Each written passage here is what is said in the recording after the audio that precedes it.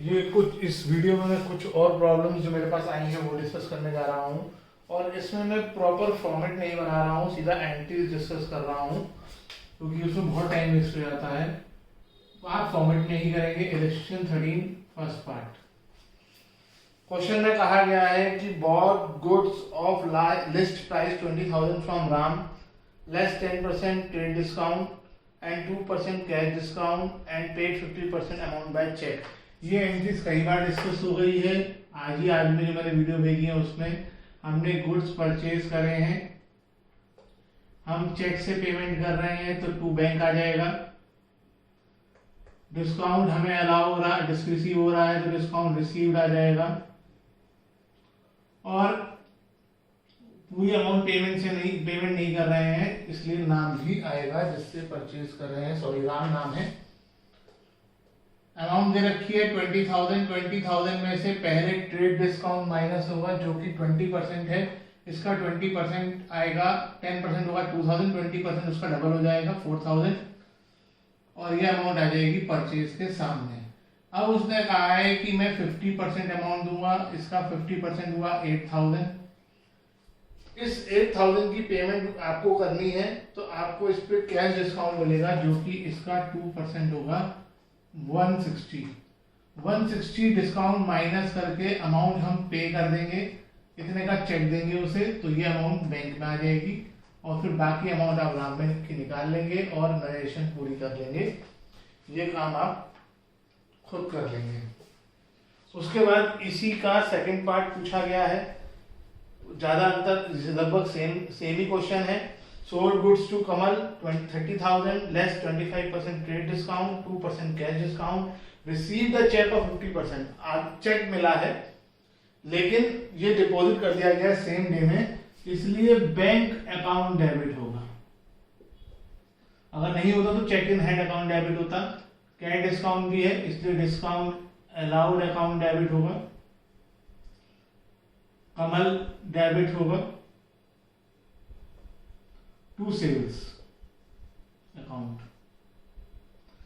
Goods की cost है 30,000 लेकिन हमने उन्हें ऑफर किया है 25% ट्रेड डिस्काउंट, इसका 25% इसमें से माइनस हो जाएगा, ये अमाउंट सेल्स में आ जाएगी। फिर उसने कहा है मैं 50% दूंगा, 50% इसका आएगा 11,250। ऐसा क्वेश्चन पहले भी हो चुका है, आज मॉर्निंग वाले में सेम नंबर। इसका 2% डिस्काउंट में आ जाएगा, डिस्काउंट इसमें से माइनस करेंगे तो बैंक में आ जाएगा। डिस्काउंट माइनस करने के बाद वाली अमाउंट कैश या बैंक में आती है, बाकी अमाउंट कमल में आ जाएगी और नरेशन और एंट्री आप पूरी कर लेंगे इसकी।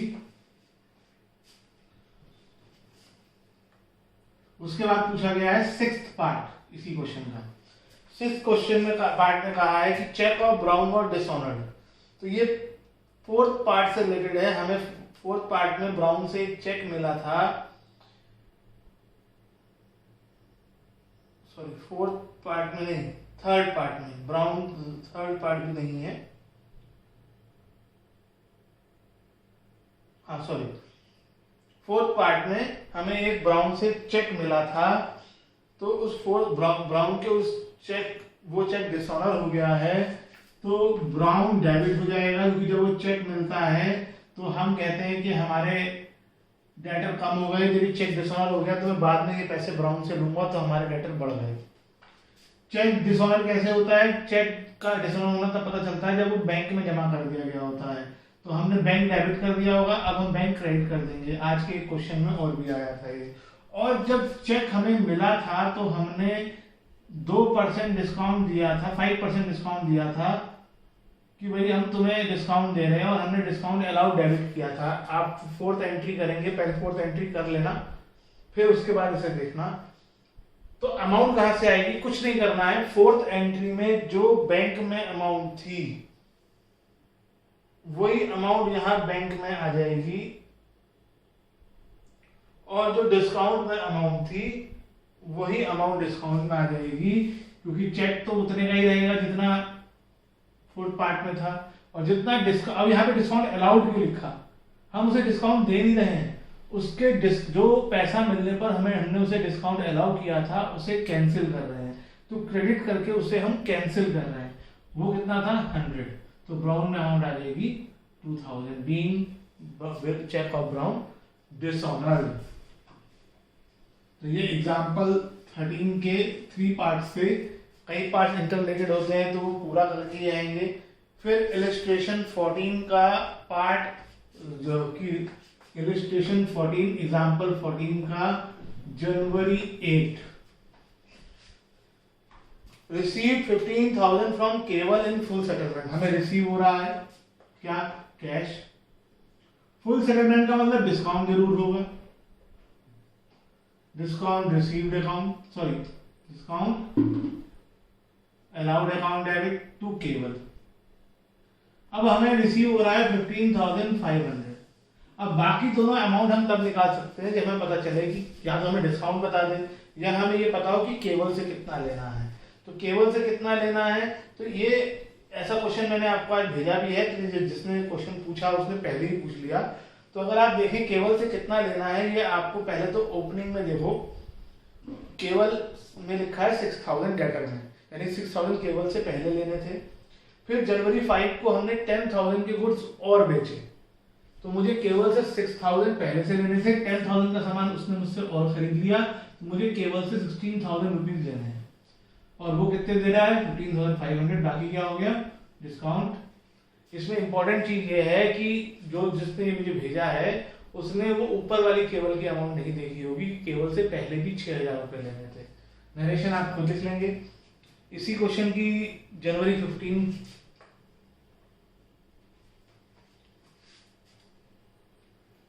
इसमें कहा है कि जनवरी 15 में check receive from Mohan in full settlement of his account and deposited in the bank.